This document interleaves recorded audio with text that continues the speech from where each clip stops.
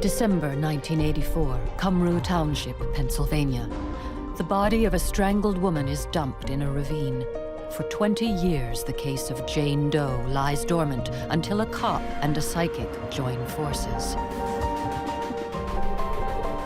I started to see lines of light across a map, and I saw the Brooklyn Bridge.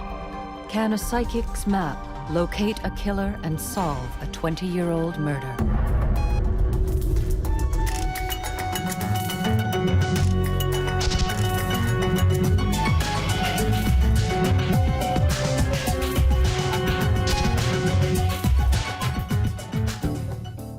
Cumru, a small township in rural Pennsylvania. The solving of the Jane Doe case began in an unorthodox way, with an inquiry into the unrelated homicide of a local man. Murder is an unusual occurrence in this community. More unusual is the fact Detective Robert Warner, for the first time in his career, is going to meet with professional psychic Lauren Thibodeau. She has been working with the dead man's family. That's why Warner is here, hoping to find some answers. I figured I'll use every tool I can to solve a crime. And at this point here, I figured I had nothing to lose, so let's go down and talk to Dr. Lauren and see. Despite his optimism, Warner is not about to go advertising the visit just yet. At that time, I didn't know how people would react, so I kept it to myself. In fact, he didn't even tell Lauren his reason for the visit. I didn't say anything about that case when I first walked in. She didn't even know I was a police officer. I walked in and sat down, and she knew I was there for a reading. And actually, Dr. Lauren asked me if I was in law enforcement and if I was a police officer, and I said yes. As Warner hadn't identified himself, there's no way Lauren could have known he was a cop. That's when she said, well, you're working on 2 cases, and one of them's very old, like put on a shelf for many years.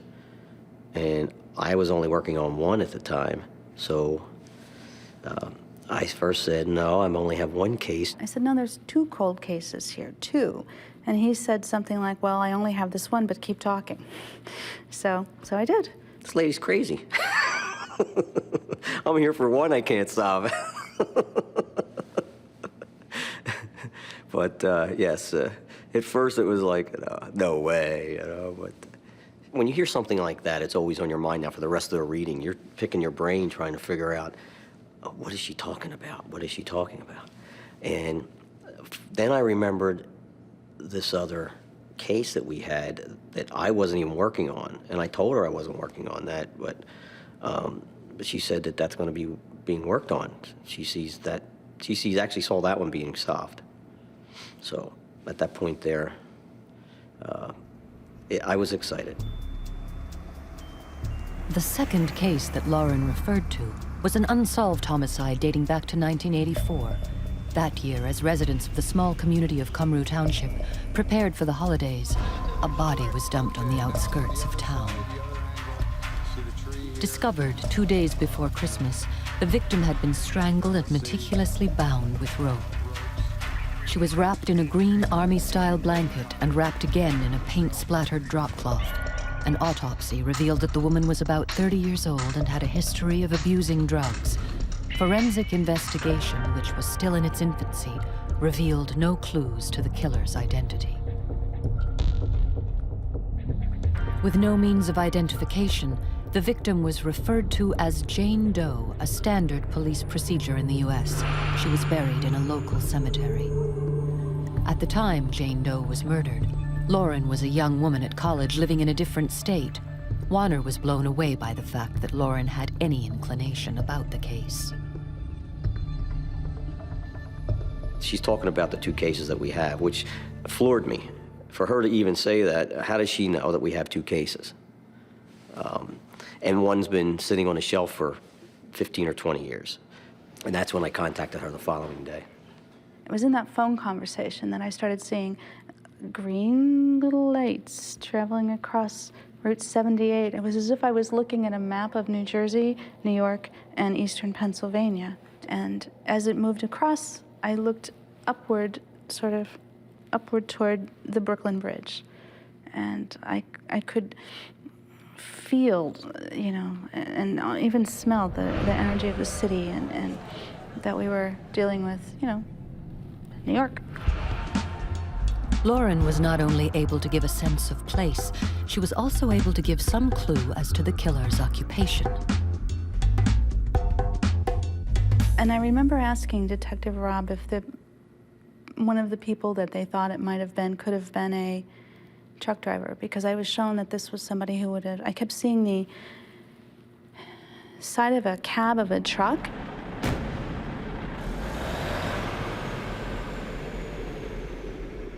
So at this point here, I thanked her and left it go at that.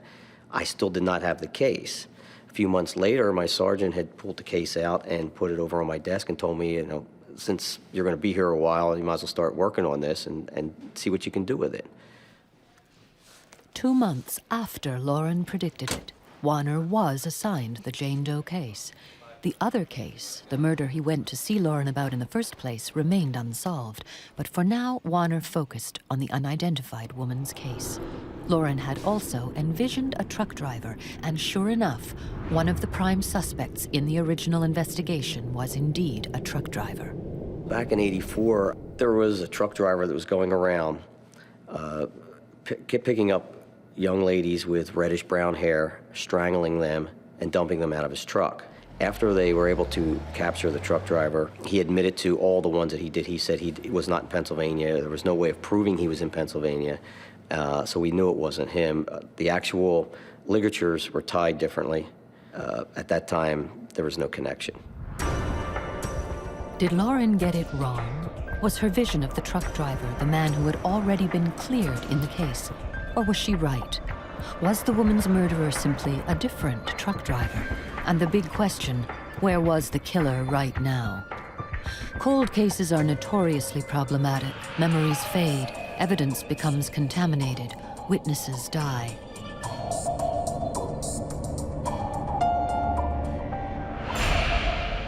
You got to understand, when the first time that this information came up, I didn't even know Jane Doe's name.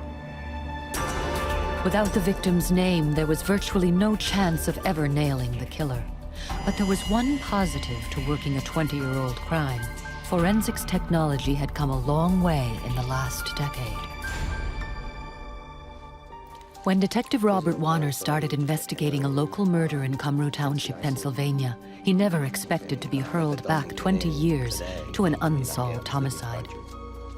Professional psychic Lauren Thibodeau predicted that Warner would be working on an old, unsolved case. Now he was. The case of Jane Doe, a woman who had been strangled, tied up in a blanket, and dumped over an embankment. Basically what it was it got it fired up in me.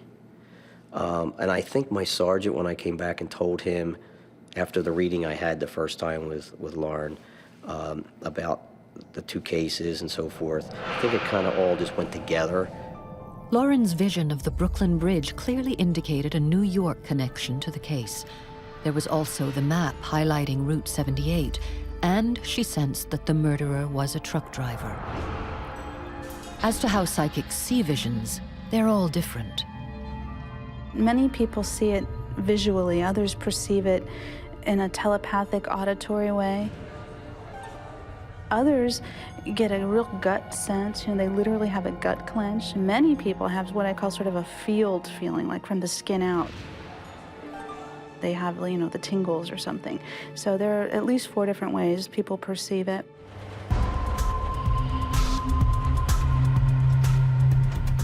Warner's first challenge was to put a name to the victim. The 1984 autopsy had revealed that the woman was a drug addict, 20 years on. Could this help the police find her real identity? Warner reckoned there was a reasonable chance that she had a criminal record. If that was the case, her fingerprints would be on file.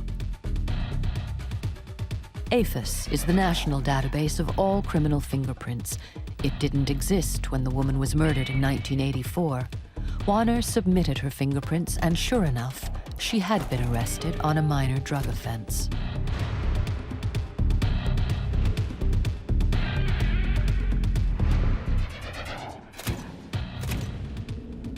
Dispatch gave me Margaret Calciano and Margaret Gravassi. Gravassi was Margie's married name. She was married for about a year in the 70s. So with those two names at that point, I have a computer system where I can go in and I can type in the names in the certain states. And I typed in Brooklyn, New York, and typed in her married name, and I didn't come up with anything. I come up with a few Gravassis. I tried calling, and no one knew Margie at that point. So then I took her maiden name, which was Calciano, entered that in to my system, and came up with probably 250 names in Brooklyn. And the first name I called was her mother. He says, do you have a daughter named Margaret? I says, yes. I said, who's calling? And he says, I'm a detective from Pennsylvania. And he said, I hate to tell you this, Miss Calciano, but we found your daughter in 1984. And I says, okay. I says, what do you mean found her? He says, well, she was murdered. For 20 long years, Joan Calciano lived the fear and dread only a mother can comprehend. The sheer horror of never knowing if her daughter was alive or dead.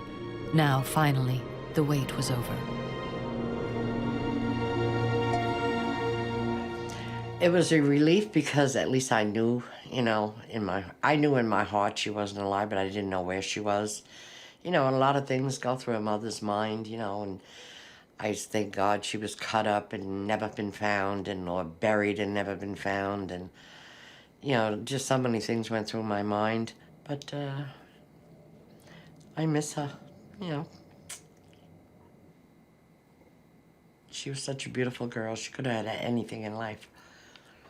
Yeah, but that was it.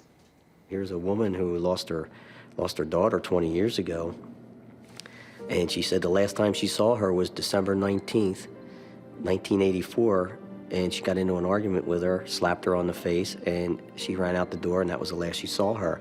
And it haunted her ever since that was the way her and her daughter split.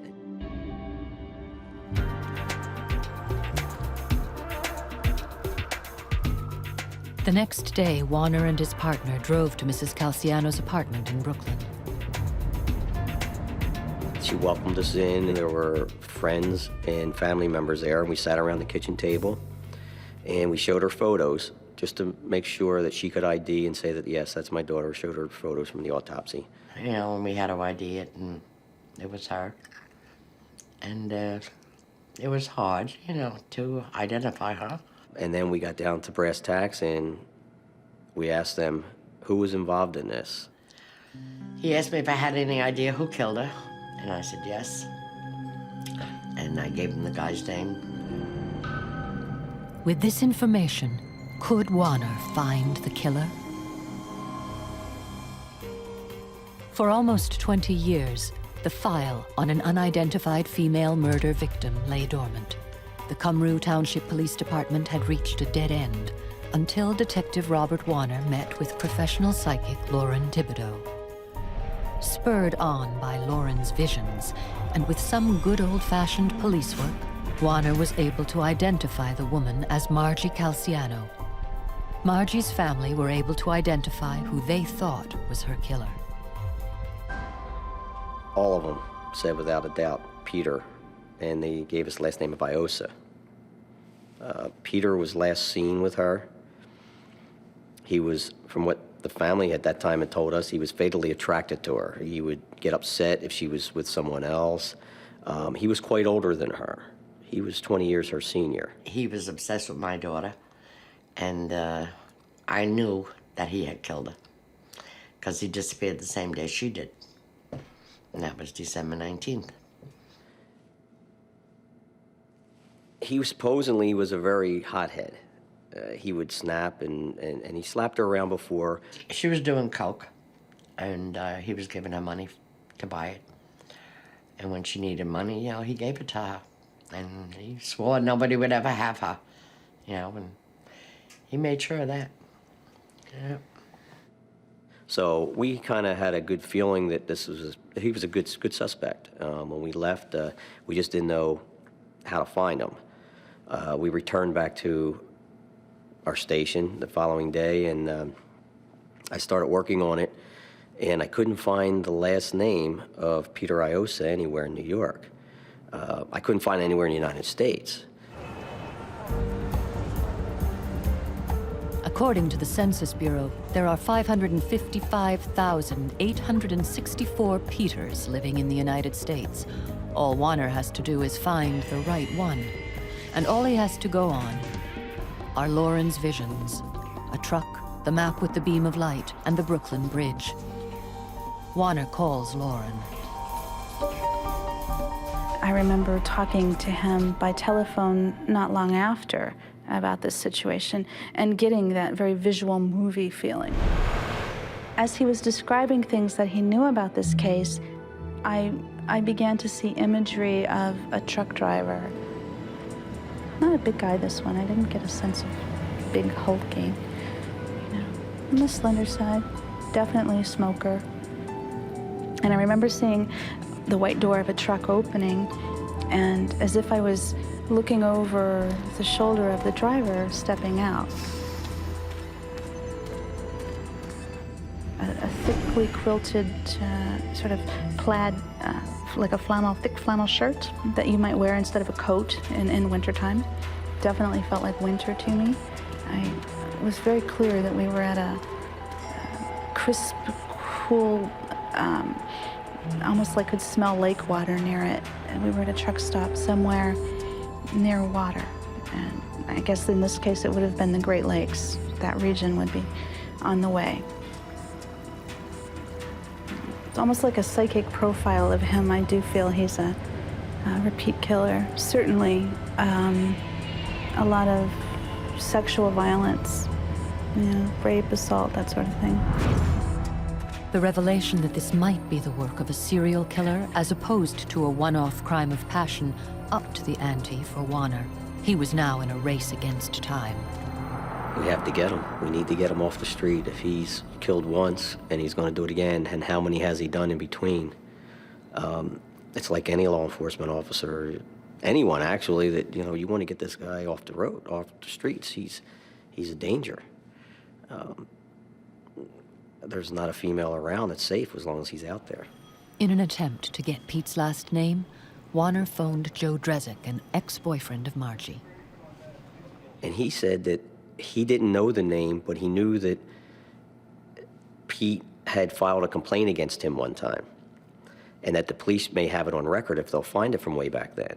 So at that time, I contacted New York PD, gave them the information that I had, and they were able to come up with a report and fax it to me in a couple of days, and it came back with Peter Williams.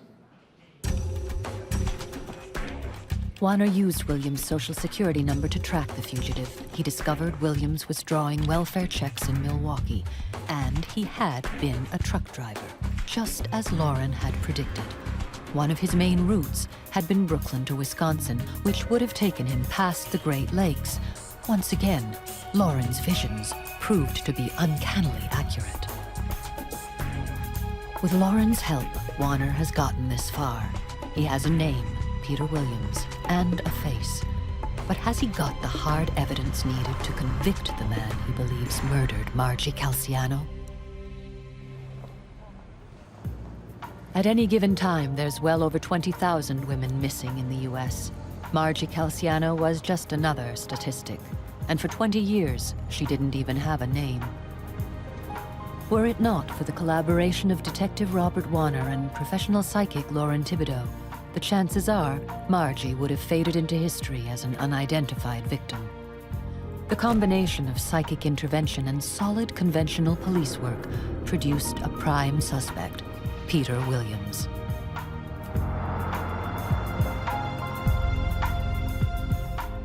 When I first met Pete and I walked up to him, I advised him who I was and the reason why I wanted to talk to him, and the blood drained from his face. You could see him just literally turn white.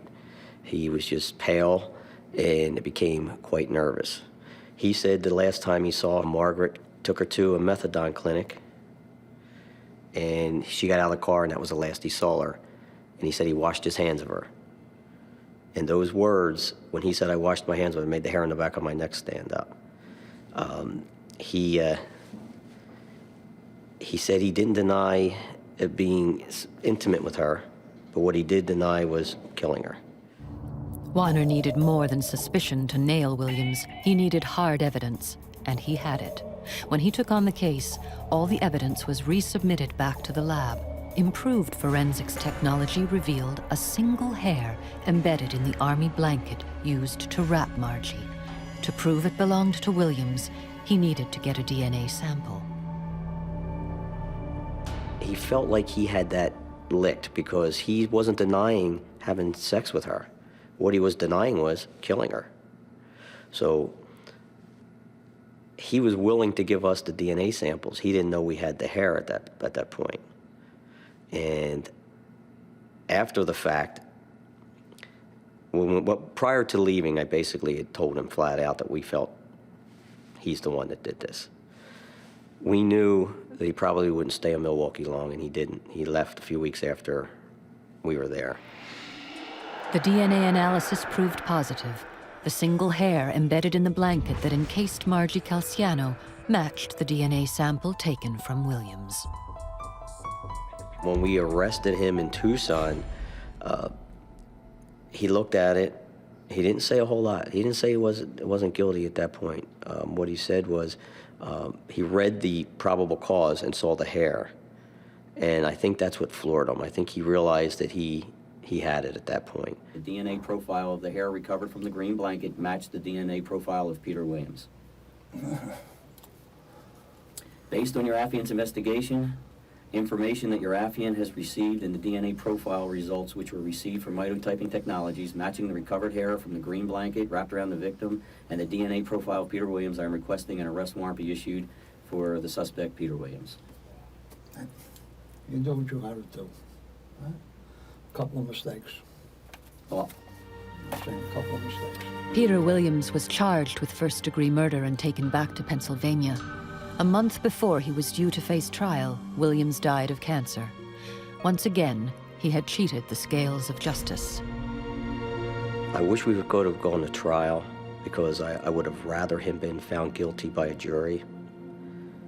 It would have been better for the family and friends that way. It would have been a definite closure. I felt I was cheated when he killed her and not knowing where she was all those years. And then I wanted to see his face in the courtroom. I wanted him to see me, and which I felt I got cheated again, you know, and it was hard. I mean, I felt very bad. I broke down and cried because I didn't want it to go that way. I wanted him to see me, but it didn't work. So naturally, I felt I was cheated again, you know. When Margie Calciano had been positively identified, at the request of her mother, her body was exhumed. Today, she is buried in Greenwood Cemetery in Brooklyn, just blocks from her mom's home.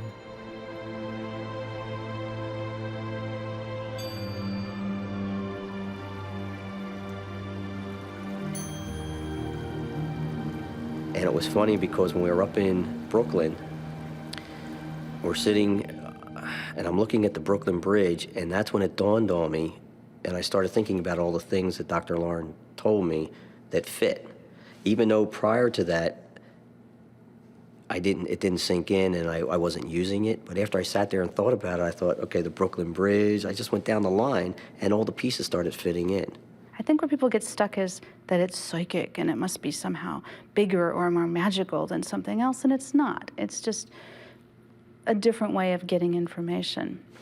You'll get bits and pieces of information. It's all fragmented. And what you have to do is, it's like a puzzle. It's like a jigsaw puzzle. And you have to sit down and try and place these things into your case. Once you sit down and you can pop in all the pieces, you'll solve your crime. I would say the best attitude for success is one of very practical, if this can help me solve a case, I'll use it, right? It should be seen as a tool, not as a solution to a case. Psychics do not solve the crimes. The police do that. Where we have help, I think, is sorting out the wheat from the chaff. Would we have solved the case if I didn't go to Dr. Lauren? It's kind of strange how things work. It's like it's meant to be, you know? It's like things happen for a reason. Every suspect is innocent until proven guilty. Because Williams died before going to trial, nobody can say for certain if Peter Williams killed Margie Calciano. And there's another twist to the story. Again, because there was no trial, authorities are not allowed to submit Williams' DNA to the national database. So other police officers trying to solve other cold cases will never be able to cross-check Williams as a suspect. So we may never know for certain if and how many times he killed.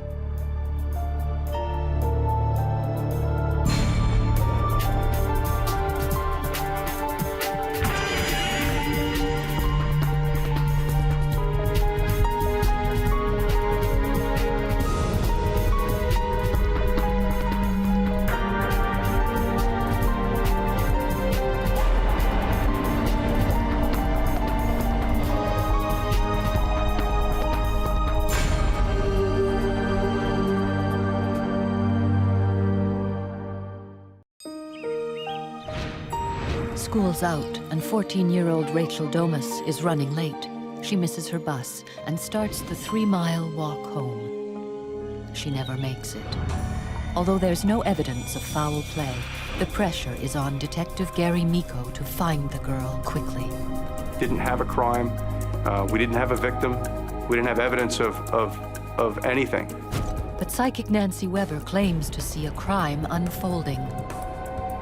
I know he's the killer. Can the rookie cop and the seasoned psychic team up to find the missing girl?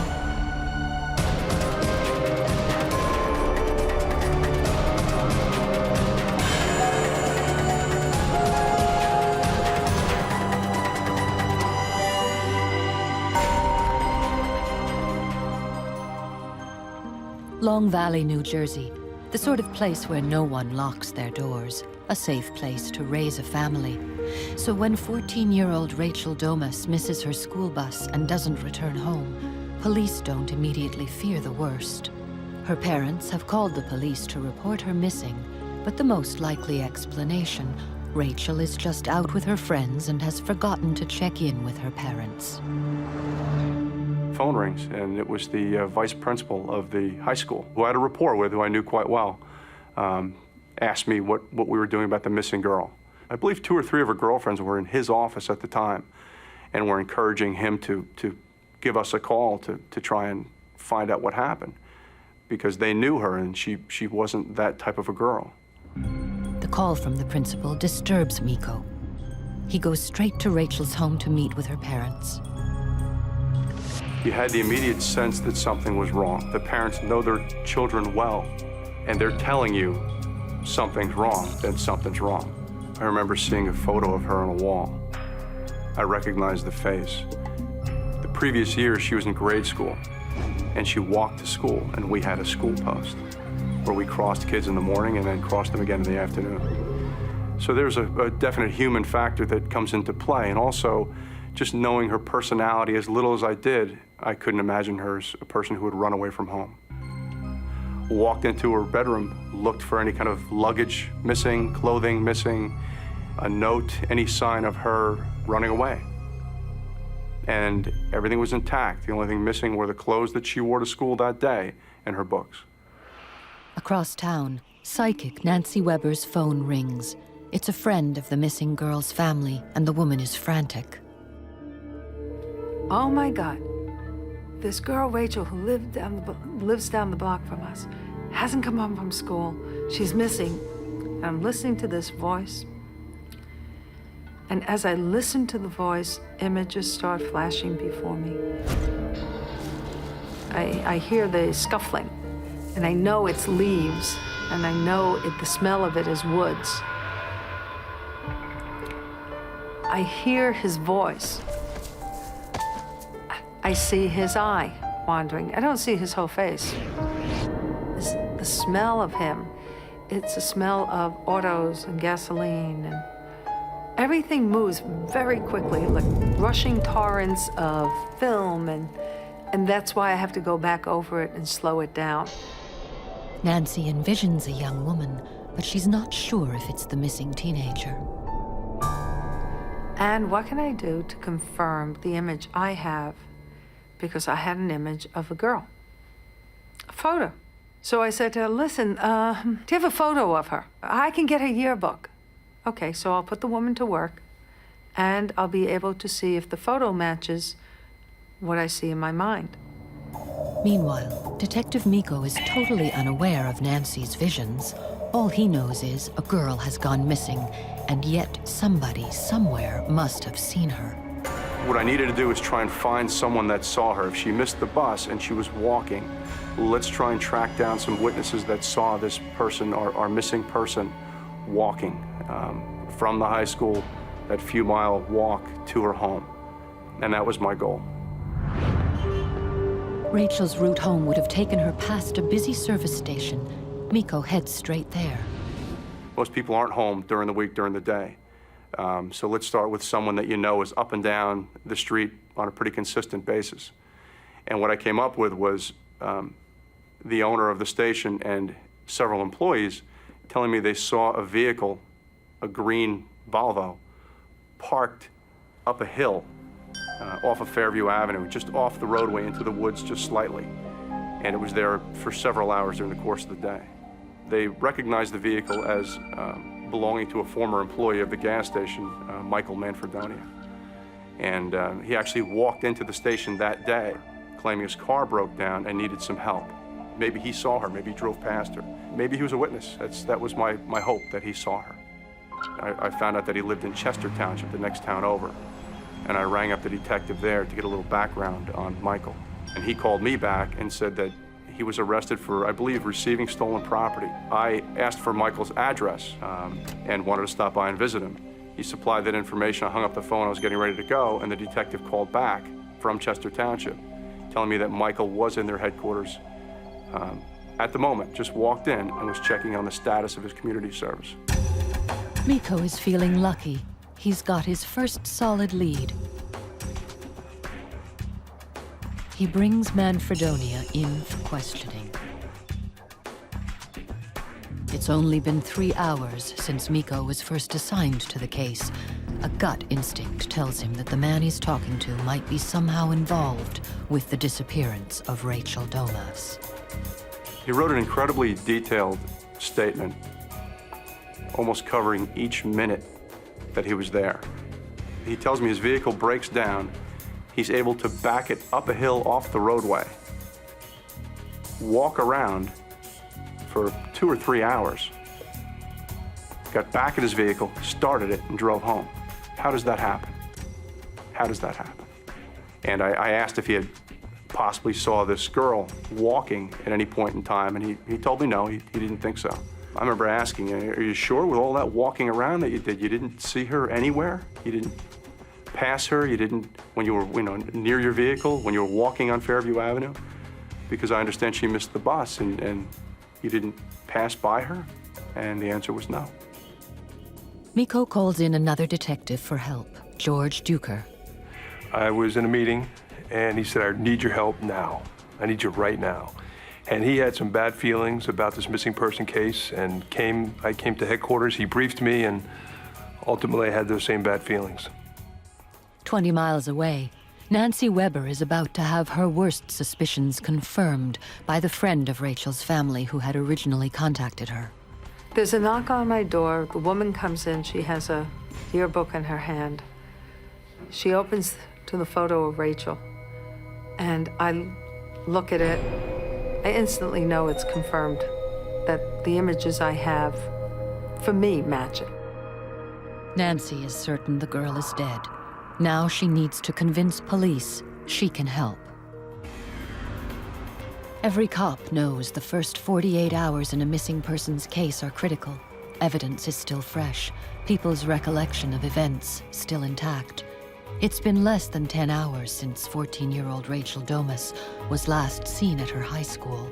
Detective Gary Miko might have a witness, but there's no evidence of foul play. Nobody even knows if the girl is alive or dead. At the exact same time, psychic Nancy Weber has a clear and terrifying vision of the girl's plight. And the image was a sequence of his grabbing her and repeatedly, I think, raping her but along with the vision, the name Michael. Weber has no way of knowing that the police have a man named Michael in custody, but she has no doubt that she has been a psychic witness to a monstrous crime. She wastes no time contacting authorities. She calls the one police officer she knows she can trust. And I call Ross English, who was chief of detectives at Mount Olive at the time, and I worked with him on a lot of cases. I said, "Hey, Ross, I just got some woman who came to me who showed me a photo of Rachel Domas in Long Valley. She's been missing since yesterday, I think. She's in the woods." He said, "Let me make some calls, I'll be back." I'm praying I'm wrong and that Rachel shows up somehow. Back in Long Valley, detectives Gary Miko and George Duker are still questioning Michael Manfredonia. He's being very polite and says he wants to help, but the detectives feel certain he's hiding something. George was a little more direct with him on trying to be clear. We just weren't buying it up front. He was talking about how his car had broke down, and he had worked nearby in the area, and he took a walk toward Norwright Road. Just none of it really made sense. And at the same time as he's speaking, we're thinking about her possible actions as she left school that day. And the time frame and all of that just truly had us believing that this individual was involved. And finally Michael said, "I want a lawyer." Officers have been sent to search his home and car, but they turn up nothing. In the middle of it all, Gary Miko gets a call from Ross English. He tells him Nancy Weber's horrific story. Yeah, it was sort of like, yeah, okay, Ross, I'll give her a call. And I believe I put the note in my pocket. And at some point in time, I would give this person a call. Again, I believe my job at that point was just to track down people that could have seen her, witnesses. So I didn't call this psychic back right away. Even if Gary had called Nancy right away, there was no way they could hold Michael Manfredonia any longer. And it was so frustrating because here we had a suspect that we truly believed was responsible for something we didn't even know yet. Certainly nothing good. But we didn't have her. Then the real kicker. The detectives are given an ultimatum by their boss: charge Michael Manfredonia or let him go. 12, 14 hours after he was initially picked up, we were directed to release him and take him home. It's 3 a.m. Miko and Duker reluctantly drive Manfredonia home. They're both certain they're making a big mistake. Gary and I got in the car and we drove him home and we dropped him off, and we just had such bad feelings about dropping him off. And we didn't want to let it go. And there's an abandoned railroad bed that runs parallel to Fairview Avenue. And George and I, in an unmarked patrol car at 4 a.m., still drove slowly down this railroad bed, just looking for any sign, any evidence of a crime, maybe our victim walking, anything. We didn't want to let it go. And that was the last thing we did that day, that long day. Friday morning, 8 a.m., 17 hours since Rachel Domas was reported missing. Gary Miko remembers the note about the psychic. He gives her a call. I have a completely open mind. If a psychic has something to offer, I've got an ear. Finally, I could say something. I needed somebody to say something to. She said to me, "I'm going to tell you something that I didn't tell the family, and I wouldn't do that. She's dead."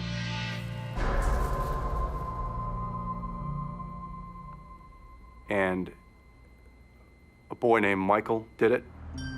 Miko is stunned. He and Duker had a man named Michael in for questioning for hours.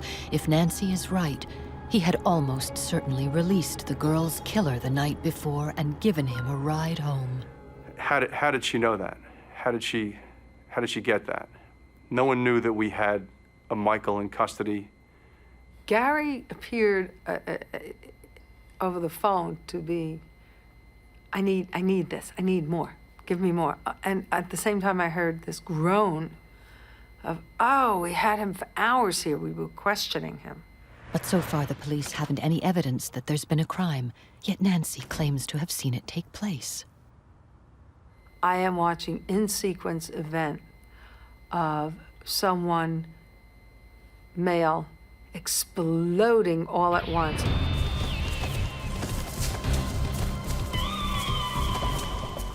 felt like this is somebody who had contained most of his rage to a degree and then just blew it all at once.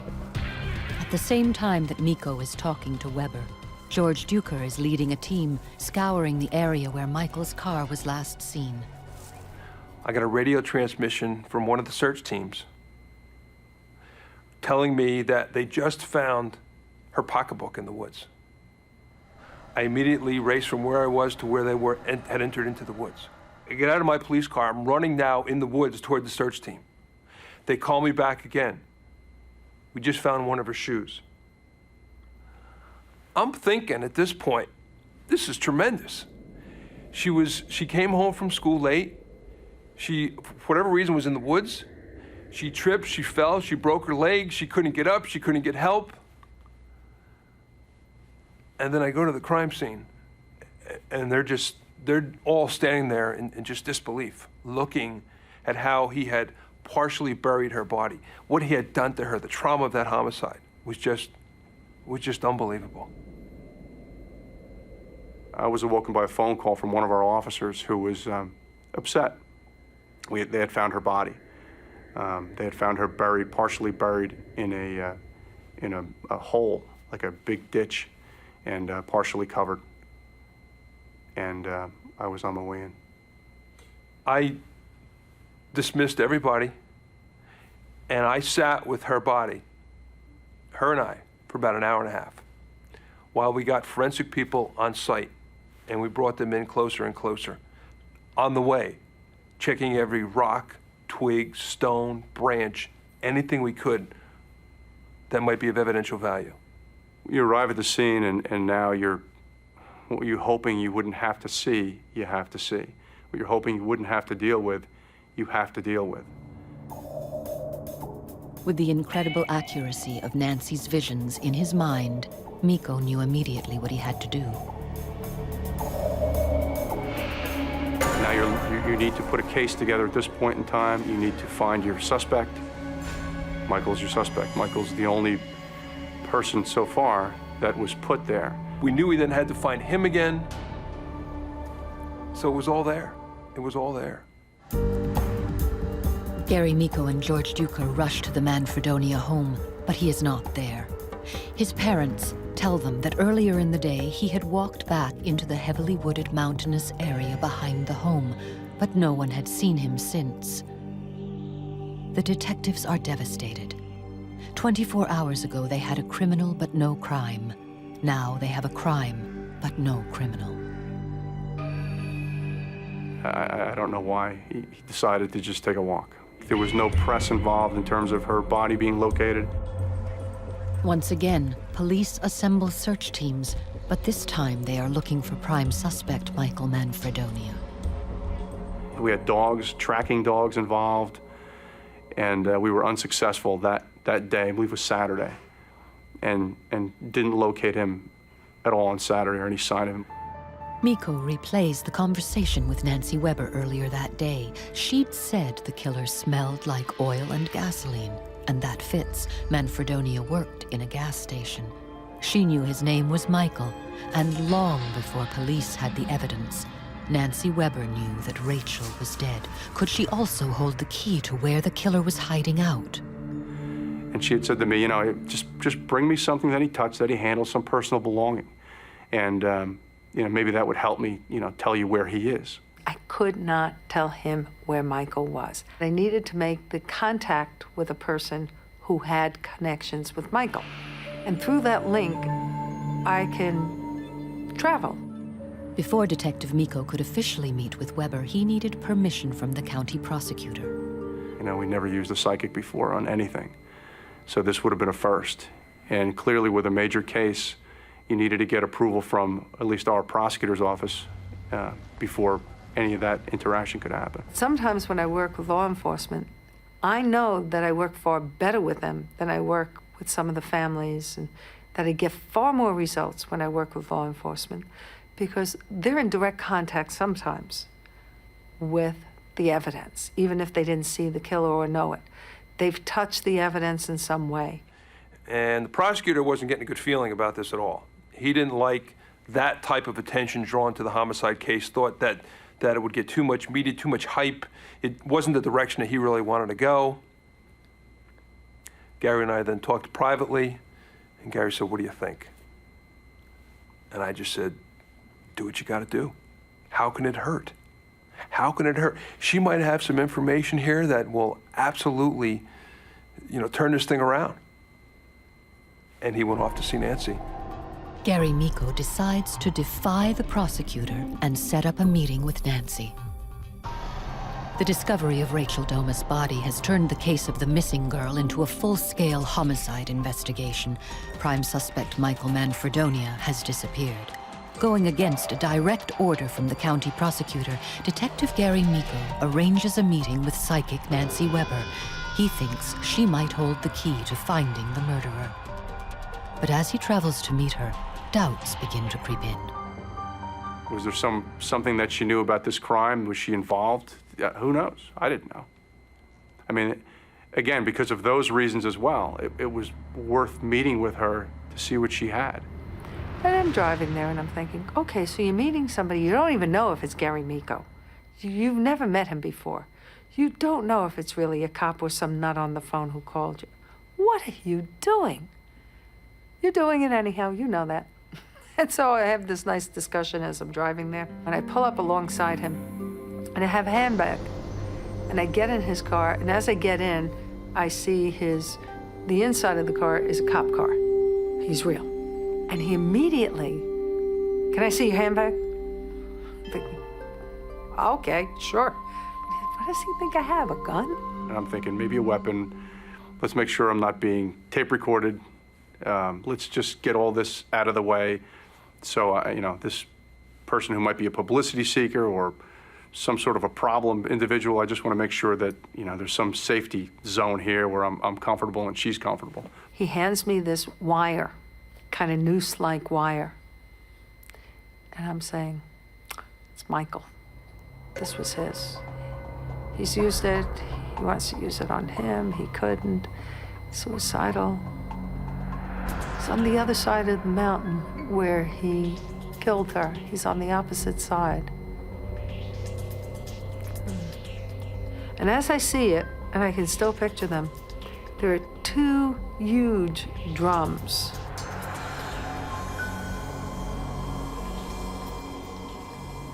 Normally, I can't tell you, but I knew 55-gallon drums, big drums. She said, he can see you. He's up on a hill. She paused. He's groggy. He's out of it. He's overdosed on something. He's almost, delirious or delusional. Or she was just talking about how he was his mindset. He's physically he was tired. He wanted to go home. He can't go home because he knows you're there. He sees police cars come and go, and so he's afraid, but he desperately wants to go home. Sometime on Sunday evening, a decision was made to place a Chester Township police officer in the Manfredonia residence, just in case Michael came home again. And I grab a piece of paper, back of something, and I make a very rough sketch of where the gallons of drums are in a hill with pools of water. And she said, "You're going to catch him." And she looked at me and she said, "Real soon." At that exact moment, my police radio, which had been quiet most of the night, on the police radio, you could hear that Chester Township officer on his walkie-talkie say, "All units, he's in the home now." And I said to her, "You have to leave," and sort of opened the door and kind of booted her out of the car and told her I'd be in touch and thank you. And Gary starts the car shifting, and I jumped out of the car, and he sped away, and that was it. as I'm racing towards the home, I'm thinking about this encounter and floored by what just happened to me. Gary arrives on the scene just as Manfredonia is being put in an ambulance. He jumps in, reads Manfredonia his rights, and accompanies him to the hospital.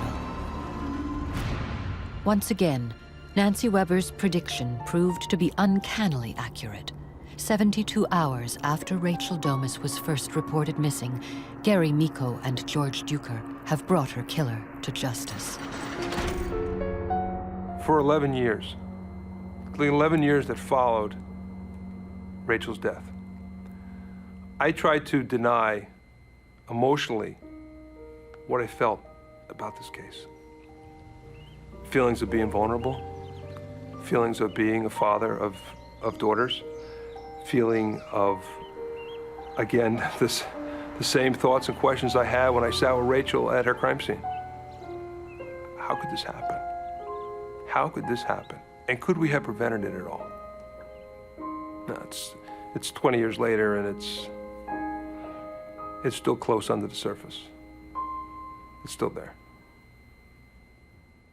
Nancy Weber had been right about a lot of things. Her psychic feeling that the killer was somehow connected with the smell of oil was spot on. Manfredonia was a car mechanic. The location where he was found was surrounded by oil drums, just as she had described. She was also correct about his being suicidal. Manfredonia told police that he wanted to take his own life, and he was high on an overdose of cold medicine when arrested. On Monday, September 16, 1985, Michael Manfredonia confessed to murdering Rachel Domas in a blinding, frenzied rage. He's currently serving a life sentence at New Jersey State Prison.